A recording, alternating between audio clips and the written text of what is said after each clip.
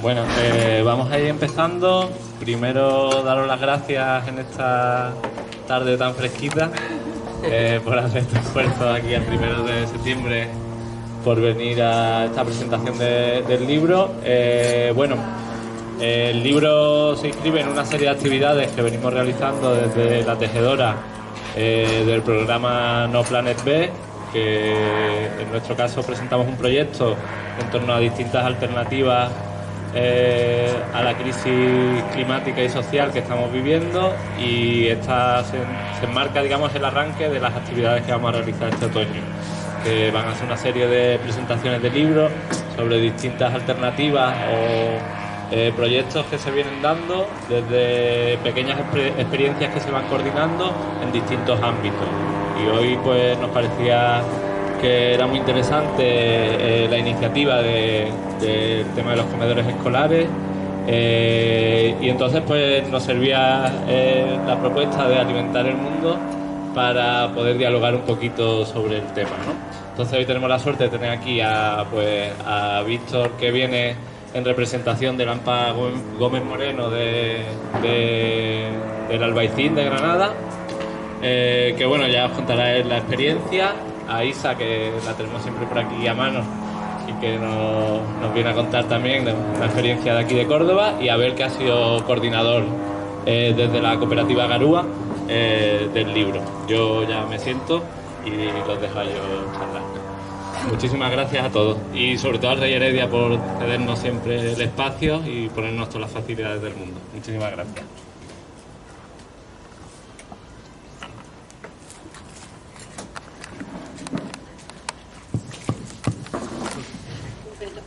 Hola. Muy buenas tardes. Ánimo con ese calor. Y bueno, pues como ha dicho Javi, mi nombre es Isabel y vengo del Instituto de Sociología y Estudios Campesinos, el ISEC, de la Universidad de Córdoba. ¿Se me oye bien? A ver. ¿Ahora? Bueno, más o menos. Y bueno, simplemente es para contaros, para contextualizar un poquito el por qué también presentamos hoy, 4 de septiembre, el libro, y qué es lo que estamos haciendo, ahora sí, ¿no? Desde la universidad y con otros colectivos sociales, ¿no? Nosotros estamos trabajando en un proyecto que se llama Alimentando Córdoba, que es un proyecto que nace de, bueno, por un lado, de todo el histórico agroecológico que tiene la ciudad de Córdoba y el ISEC, en colaboración con Justicia Alimentaria, con Mercacórdoba, con el Ayuntamiento de Córdoba y con Ecocórdoba, en el marco del Pacto de Milán, que es un pacto de políticas públicas a escala municipal que firma el Ayuntamiento, y que eso nos permite generar una mesa de coordinación para trabajar o intentar coproducir políticas públicas alimentarias sostenibles y justas para la ciudadanía cordobesa. Y este proyecto se presenta en 4 ejes diferentes. El eje de la producción, o sea, se trabaja con personas productoras de la provincia de Córdoba. El eje de la comercialización, se está trabajando con comercio vecinal dentro de la ciudad de Córdoba. El eje de la distribución y lo que es todo el acopio, central de compras y todo lo que es la distribución de alimentos, principalmente ecológicos, que se está trabajando con Mercacórdoba.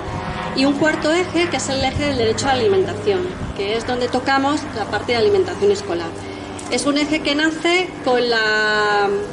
la vocación de mirar el derecho a la alimentación que tienen todas las personas por igual. Es decir, que cuando pensamos en alimentos ecológicos y pensamos en alimentos sostenibles, ¿no? los compramos con cierto poder adquisitivo y en ciertos lugares. Sin embargo, la población que no tiene acceso a ese tipo de alimentos, hasta ahora pues no hay muchas vías, ¿no?, para que toda la población en cualquier condición pueda tener acceso a alimentos sanos y sostenibles. Entonces ese eje nace con la vocación de explorar cómo hacer, y se está trabajando con un banco de alimentos y se está trabajando en el tema de alimentación escolar. Entonces, una de las cosas que queremos es iniciar procesos en los colegios donde haya no solamente cambios de menú, sino también que el alimento entre en las aulas y que sea un recurso educativo para que eso también llegue, si es posible, a las familias. Entonces, pues para eso contamos con el apoyo de Garúa, en este caso de Abel y de Alberto, para trabajar con los equipos de cocina de los colegios, con los equipos de dirección y también con el profesorado y el monitoraje de comedor, que es ahora mismo lo que estamos haciendo. Hoy hemos tenido el curso de monitoraje y por eso hemos aprovechado para presentar el libro.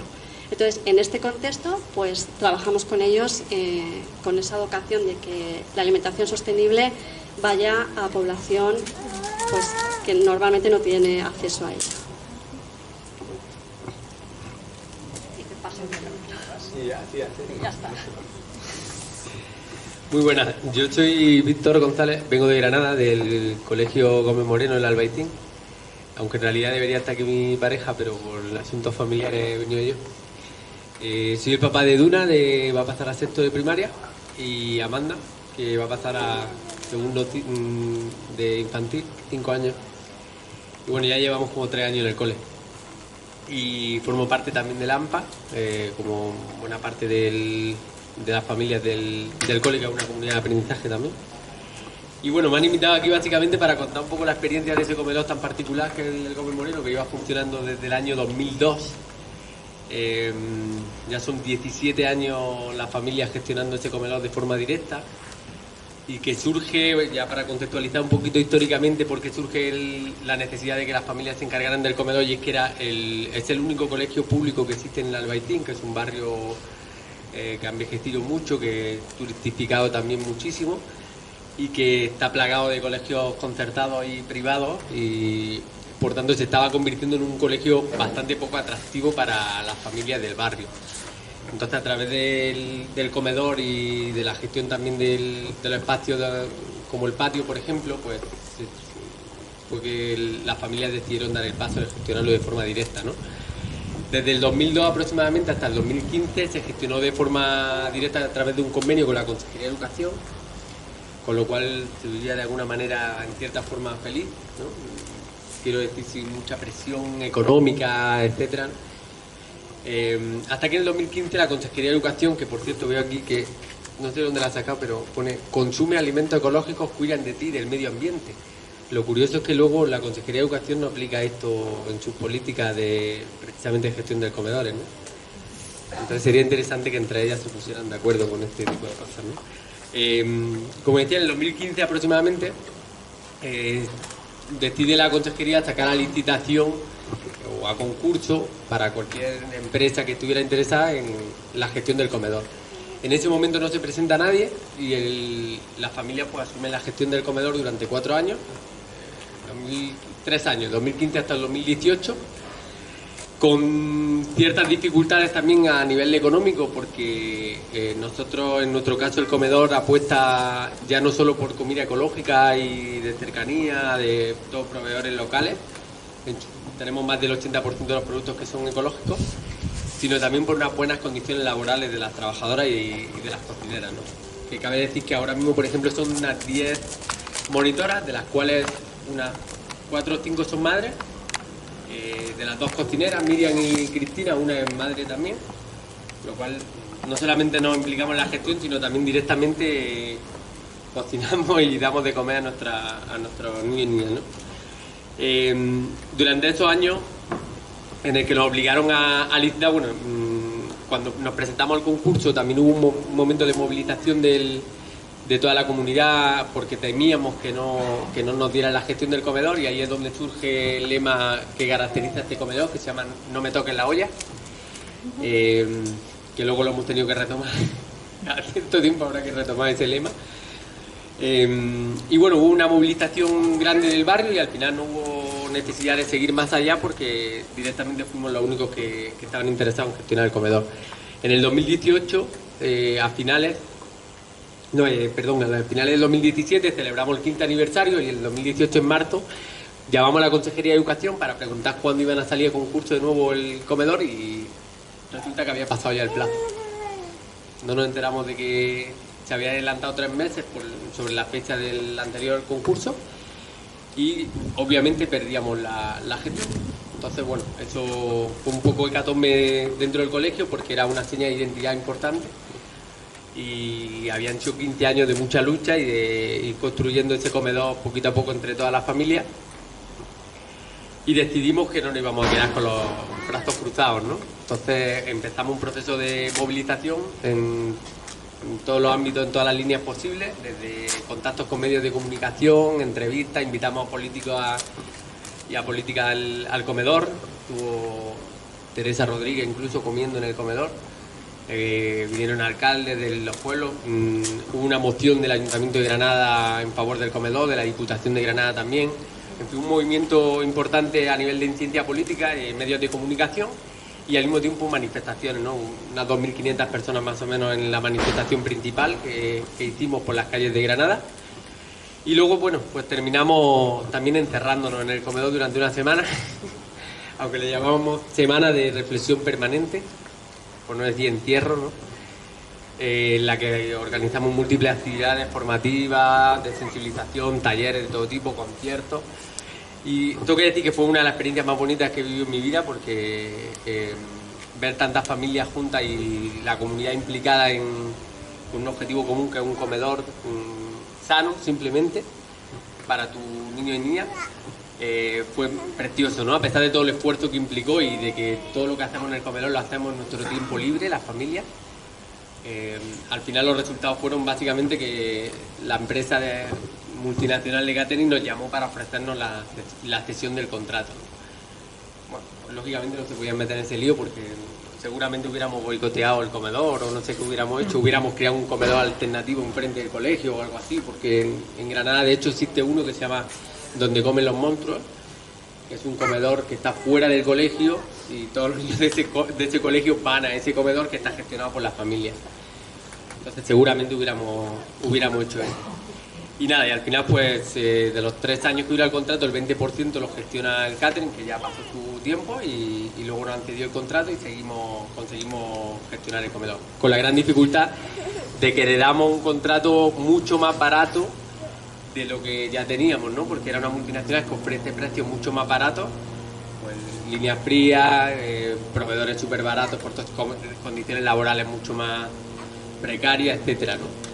Entonces el comedor implica un esfuerzo importantísimo de gestión de todo tipo, pero al mismo tiempo estamos haciendo una labor paralela de recaudar fondos, crowdfunding, ecomercados, etcétera, que es muy bonita por un lado porque hacemos una labor educativa y de concienciación sobre el tipo de comedor por el que apostamos, pero con un esfuerzo muy significativo para las familias que tenemos nuestro propio trabajo y nuestro trabajo de crianza también. Entonces, bueno, cada cierto tiempo necesitamos una renovación de los equipos de trabajo para poder continuar. El comedor básicamente son 10 monitoras con 2 cocineras que atienden aproximadamente a 160 niños y niñas, pero normalmente se queda mucha gente fuera y se suele abrir una segunda línea y se atiende aproximadamente a 190 niños y niñas, más o menos.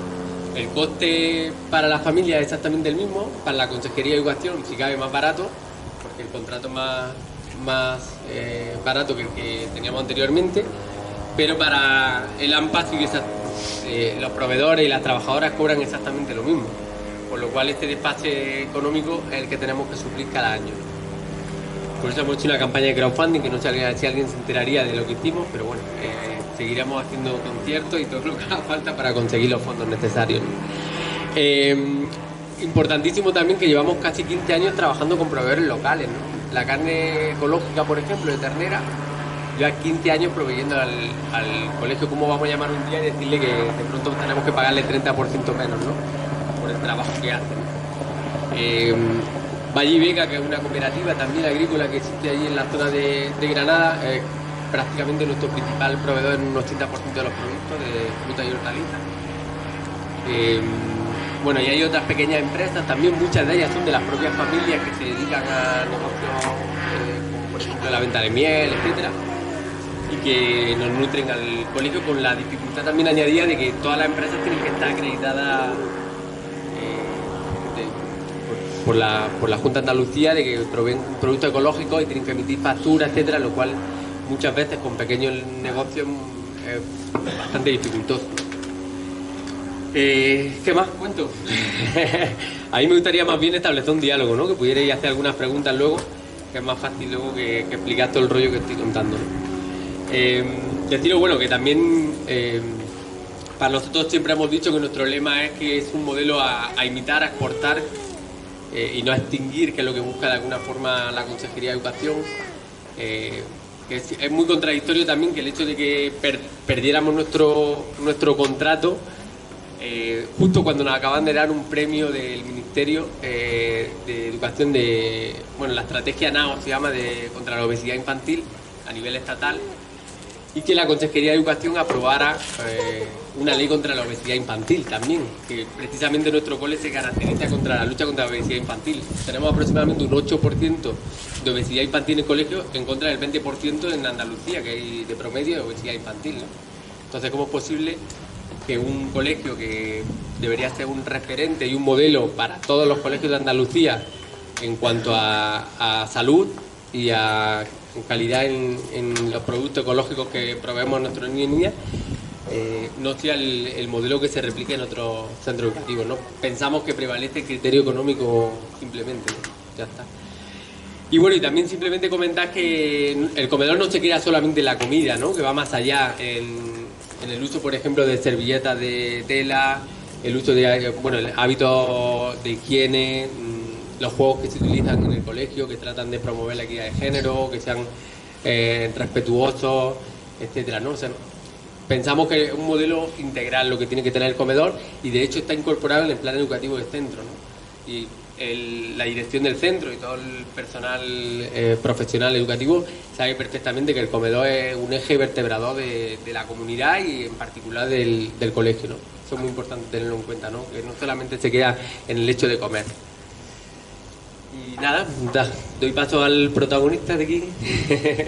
y luego nos gustaría pues poder conversar un poquito sobre dificultades, pero también sobre algunas alegrías que hemos tenido cuando gestionamos un comedor como el nuestro. Muchas gracias, Víctor. Buenas tardes a todos y a todas. Agradeceros estar aquí con esta fresca de la tarde cordobesa. Disculpad que no sea un poquito más tarde el acto, pero tengo que volver esta noche para Madrid, entonces por temas de conciliación familiar también. Entonces, bueno, por eso creo que se ha programado un poquito más temprano de lo habitual. Y nada, agradecer tanto a la tejedora como a las compañeras de ISEC y al Rey Heredia, pues que acojáis esta presentación del libro en este lugar tan bonito, que yo había visitado hace bastantes años y no lo recordaba tan bonito como lo he encontrado hoy. Como me presentaban, soy Abel Esteban, uno de los integrantes de la cooperativa Garúa, junto a Alberto Brasero, que ha venido hoy también a apoyar la intervención con el proyecto de local, y junto a José Luis Fernández, COIS para amigos y amigas, y Luis González, que también forman parte de Garúa. Somos una cooperativa de 8 personas madrileña, y el fomento de alimentación saludable y sostenible es una de nuestras líneas de trabajo fuertes en un conjunto de labores más amplias que tienen mucho que ver con promover procesos educativos, de empoderamiento, de intervención social, en esta idea de la transición ecosocial de nuestras sociedades. Llevamos ya unos cuantos años trabajando en Madrid en contexto de alimentación escolar y hemos tenido la suerte por una parte, de intervenir en más de 30 centros educativos de la Comunidad de Madrid, y luego poco a poco pues de ir estableciendo alianzas y colaboraciones pues con diferentes organizaciones que están participando en otras partes del Estado.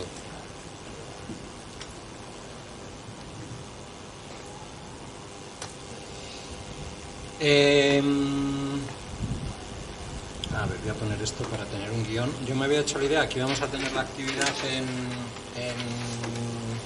el espacio cerrado. Ya vamos con el piloto automático, no le comenté nada a los compañeros y qué bien que estamos aquí mucho más frescos. Pero voy a ponerme guión.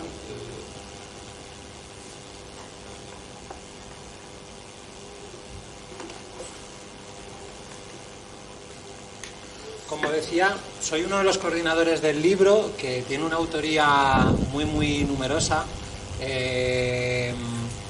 Estamos muy contentas de que este libro sea el resultado de un trabajo colectivo en el que hemos podido contar con compañeras como Víctor, de la experiencia de Granada, personas y organizaciones que están liderando procesos parecidos que nos parecen muy inspiradores en otros territorios. Pues está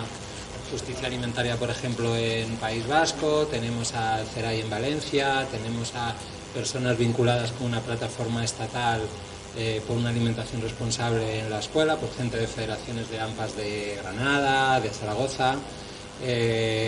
Hemos podido contar con ilustraciones de Nerea Morán, que es una compañera de otra cooperativa madrileña, Germinando. Bueno, digamos que tenemos aquí el resultado de una colaboración muy amplia, que yo creo que reflejan también cómo en la actualidad estamos intentando impulsar este tipo de procesos muy desde la colaboración de diferentes organizaciones, personas, experiencias concretas en coles. No nos queda otra además, porque como veremos ahora es un contexto que varía mucho en función del territorio, ¿no? Principalmente de las comunidades autónomas y la normativa que cada cual tiene. Por una parte, el libro es resultado de este trabajo en comunidad, pero también le hemos querido dar protagonismo, tanto en el libro como herramienta y como una serie, digamos, de propuesta de trabajo que plantea, como nuestro trabajo más amplio de alimentar el cambio y de acompañar a diferentes centros escolares, darle el protagonismo a esas comunidades escolares con todos sus, digamos, actores y actrices. Desde luego que alumnado como comensales, también como participantes de los procesos, profesorados, trabajadoras tanto en cocina como en sala, en comedor, el claustro y por supuesto las familias, que recordamos son quienes pagan este servicio en la mayoría de los casos, no es un servicio que provea la administración. El objetivo del libro y en general de nuestro trabajo en Fomento de Alimentación Escolar Sostenible y Saludable es el de, por una parte, generar un conjunto de herramientas que puedan apoyar a estas comunidades en su trabajo de mejora de alimentación, y ya no solo el comedor escolar, sino el resto de momentos, hechos, digamos, alimentarios o procesos y momentos educativos que tienen que ver con la alimentación, pero también el de ayudar a visibilizar, a comunicar experiencias tan interesantes como la del Gómez Moreno, que creemos que es muy importante que tengan esa función, digamos, tanto de aprendizaje directo, de aciertos de las diferentes experiencias, pero también de inspirarnos, ¿no? Y convencernos de que se pueden hacer muchas cosas. En función del contexto serán unas u otras, pero se pueden hacer muchas cosas en alimentación escolar.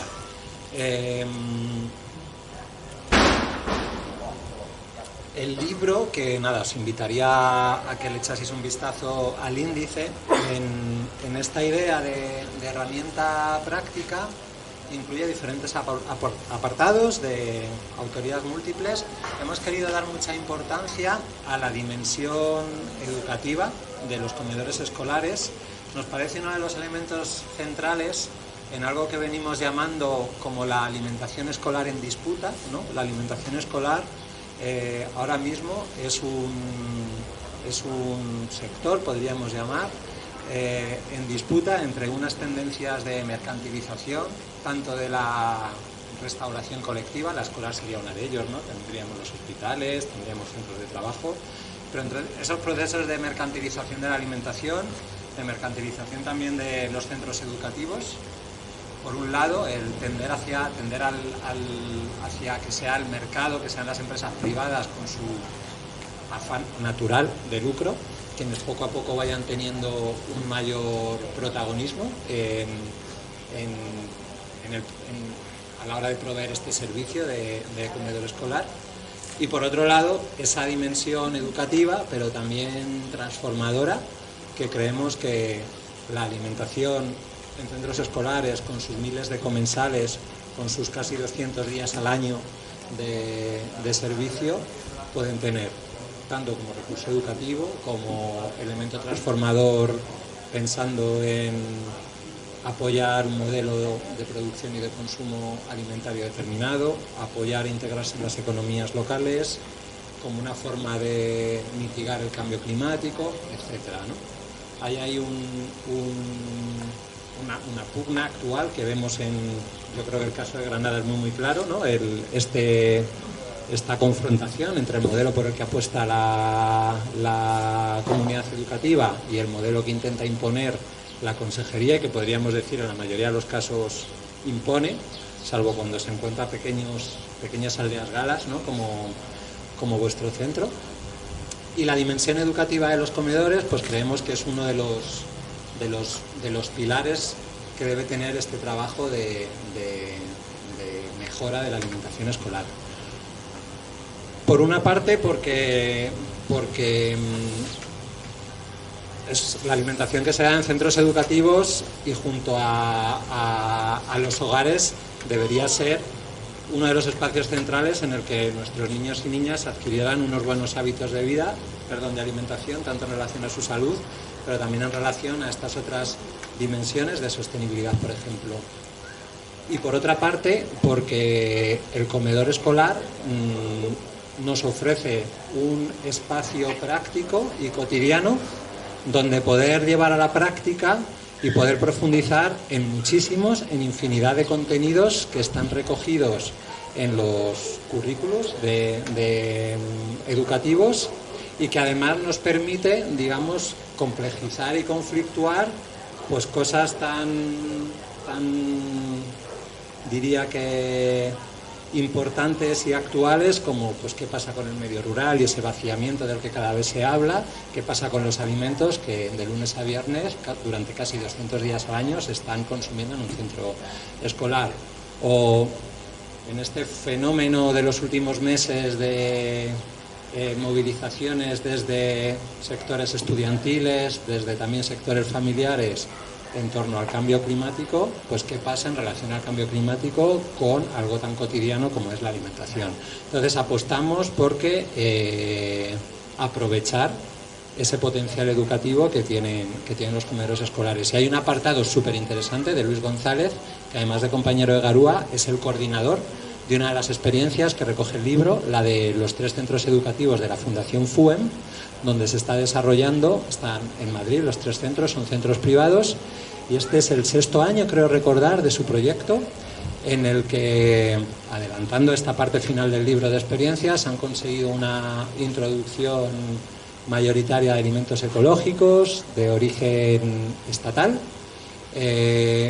con un proceso de sensibilización, información, participación a lo largo de estos años muy potente, y que además pensamos que ha sido uno de los elementos centrales. Toda la comunicación que hemos hecho de ese proceso, Garúa participó en los primeros años asesorando este proceso, pues ha sido uno de los inspiradores para que personas, familias de otros centros educativos en Madrid se hayan planteado que es posible la mejora de la alimentación en sus coles, que es posible llevar a sus coles esas pautas que ya estaban desarrollando a nivel familiar, a nivel hogar, alimentarias, y el análisis que hacemos es que ha sido súper importante visibilizar, ¿no? y comunicar esa experiencia. Hemos incluido también otro apartado en el libro en torno al conjunto de movilizaciones desde diferentes actores, muchas veces familiares a través de las AMPAs y sus federaciones, a veces de la mano de asociaciones, participando también en plataformas, pues como pueden ser Justicia Alimentaria en diferentes territorios. Garúa está muy activa en la plataforma de Madrid, en Ecocomedores, y otras tantas, otras veces lideradas por sindicatos o por la organización de las trabajadoras, sobre todo de las salas del comedor escolar, las monitoras que deberían ser educadoras y que sabemos que en general tienen unas condiciones muy precarias. Pues hay una recopilación de las diferentes movilizaciones en diferentes lugares del Estado, a la mano junto a aquellas administraciones que sí que han puesto sobre la mesa programas, digamos, más innovadores y atrevidos, y que podemos decir pues que desde luego no son una mayoría, pero que en algunos casos tenemos experiencias muy interesantes. Por ejemplo, otra de las experiencias que está recogida en el libro es el programa Ecocomedores de Canarias. Es un programa liderado por la Consejería de Agricultura, que se planteó que la alimentación escolar debería ser una de las herramientas para promover y recuperar las producciones de las islas, que en un contexto como el canario se ven muy perjudicadas frente a las importaciones de alimentos que llegan de fuera de las islas por cosas tan complejas, digamos, y alejadas como normativas comunitarias, ¿no? Que a territorios como Canarias y esas otras islas portuguesas que están por ahí por el océano favorece la normativa el que les vengan alimentos de fuera. Pues el programa Ecocomedores de Canarias, liderado en este caso por la Consejería de Agricultura, lleva ya una serie de años trabajando con productores y productoras de las islas, con centros educativos, con nutricionistas, en cómo mejorar esos menús de la mano de incorporar progresivamente producciones de las islas, y con un trabajo súper interesante. Hemos tenido la suerte de en estos años poder intercambiar en varias ocasiones con la coordinadora del proceso. Este apartado de 2 décadas de lucha e innovación, bueno, yo le tengo especial cariño porque es uno de los que hemos escrito con la colaboración de muchas protagonistas de estas luchas, y además ha habido varias personas andaluzas que han participado en la redacción de ese libro, pues tanto por parte del Gómez Moreno como de la Federación AMPA Alhambra, de AMPAs de Granada, y recogen también movilizaciones a nivel andaluz, no solo local, de Granada, que yo creo que son de las más antiguas, de hecho, en el Estado. Y después de este apartado pasamos a lo que vendría a ser como la estrella del libro, que es una propuesta de protocolo para la transición alimentaria en escuelas, que hemos hecho a raíz de nuestra experiencia, como decía, en diferentes centros educativos madrileños, intentando sistematizar esta experiencia, centrándonos en el modelo que vemos que se va imponiendo cada vez en más territorios, que es el de comedores escolares gestionados por empresas privadas, por gestoras, y que, si no me equivoco, es el mayoritario en Andalucía, y una propuesta, digamos, de trabajo que pueda ser liderada desde las AMPAs y que pueda abordar diferentes aspectos de la alimentación, sabiendo que en función de las circunstancias no siempre es fácil meterle mano de primeras al comedor escolar, pero se puede ir trabajando sensibilización con familias, se pueden ir generando consensos en torno a los almuerzos, se puede ir trabajando con claustros. En muchos coles, al menos en Madrid, sí que son las AMPAs las que gestionan el desayuno, que imagino que en función del contexto de cada lugar puede tener a más o menos familias llevando a sus peques todos los días a desayunar. Os puedo contar algún detalle más de este protocolo, que hemos intentado, al igual que la portada, presentar de una forma estéticamente agradable y divertida, con esas ilustraciones que nos ha elaborado Nerea Morán. Y en nuestro protocolo, así de manera rápida, pero yo creo que luego, imagino que a través de preguntas podemos hincarle un poco más al diente, planteamos como que varias fases. Una sería, inicialmente, buscar en las comunidades escolares la forma de generar las condiciones para que un centro educativo decida iniciar estos procesos de mejora alimentaria, sabiendo que normalmente suelen ser un grupo de familias, a veces con la complicidad de algún profesor, profesora, algún equipo directivo, las que quieren impulsar estos procesos, pero que necesitamos, a través de diferentes actividades, ir comunicando, compartiendo todas las oportunidades, ventajas, beneficios que nos ofrece la mejora de la alimentación. Tenemos muchísimos, muy diversos motivos para convencer, de eso estamos muy seguras. Y muchas veces los procesos necesitan ser acompañados, pues, de un conjunto de actividades que, digamos, que faciliten el ir ganando aliados para estos procesos. También en nuestro trabajo hemos necesitado, de la mano de este proceso inicial de seducción, hacer un trabajo, podríamos decir, de diagnóstico, de poder entender bien cómo se da, cómo se gestiona el comedor escolar. En vuestro caso lo tenéis muy claro porque lleváis muchos años gestionándolo, pero cuando tenemos que es una empresa la que gestiona el servicio, porque es el modelo de la comunidad autónoma el que prioriza u obliga a que ese sea el modelo, donde tienes equipos directivos que con gestionar el servicio y no tener problemas es suficiente, pues muchas veces hay mucho que averiguar, hay que establecer contacto o comunicación con personas de la empresa, con cocina, ir recabando un poco de información para saber cuál es tu situación y a partir de ahí ir planteando mejoras. Y bueno, pues una vez tenemos estas motivaciones o una comunidad con una motivación suficiente para empezar a dar pasos y conocemos bien detalles de cómo es la alimentación en la escuela, pues plantear una serie de primeras acciones y comunicarlas al conjunto de la comunidad. Cuando hablamos de primeras acciones, identificaba ya algunas. En el protocolo incorporamos una serie de recomendaciones y de aprendizajes que puedan ayudarnos a desarrollar de manera más, digamos, eficaz cambios como un clásico, la revisión de los menús, que sabemos que muy habitualmente tienen un exceso de alimentos de origen animal respecto a las recomendaciones nutricionales y respecto si tenemos en cuenta cuáles son, por aspectos de sostenibilidad socioambiental, la conveniencia de reducir nuestros consumos de productos de origen animal, ¿no? El fomentar el consumo de verduras, que sabemos que además es algo que hay que trabajar muy bien porque puede costar la aceptación en muchos casos. El reequilibrar menús, pues aportamos una serie, digamos, de recomendaciones de cómo abordar estos cambios de menú, teniendo en cuenta, por ejemplo, cuáles son los recursos que tenemos en la cocina, que no nos interesa plantear cambios que complejicen tanto el trabajo de cocina, que tengamos a cocineras y cocineros con las manos en la cabeza porque les estamos pidiendo hacer cosas o que no saben hacer o que no tienen recursos, no tienen digamos, personal suficiente para hacerlos o no tienen las herramientas para poder hacerlos con sus recursos.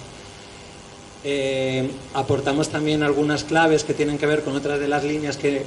cuando es posible se trabajan, que es cómo pasar de esos proveedores anónimos, podríamos decir, ¿no?, de alimentos que vienen del mercado correspondiente y que no sabemos más de ellos, a esas producciones que queremos favorecer por ser producciones ecológicas, por ser producciones de cercanía, por ser producciones con quienes